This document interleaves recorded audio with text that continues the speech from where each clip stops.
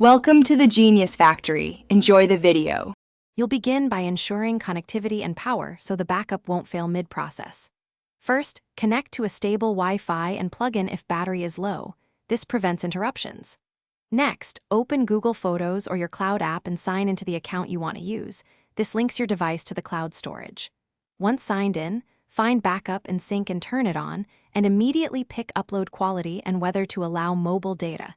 This determines speed, space use, and potential charges. Now you'll control what actually gets saved and how. Go to Backup Device folders and toggle any camera, screenshot, WhatsApp, or app folders that contain photos you need. This prevents missing albums. Then choose Upload Quality. Original preserves full resolution but uses more storage, while high quality saves space. Make sure to configure mobile data and roaming rules so backups don't consume your plan unexpectedly, and set an automatic schedule or only when charging to conserve battery. Finish by verifying that your photos actually uploaded.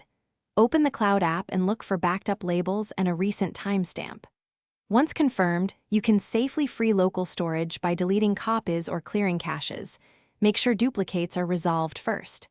If something goes wrong, try simple fixes. Toggle backup and sync off and on, update the app, sign out and back into your account, or restart your phone.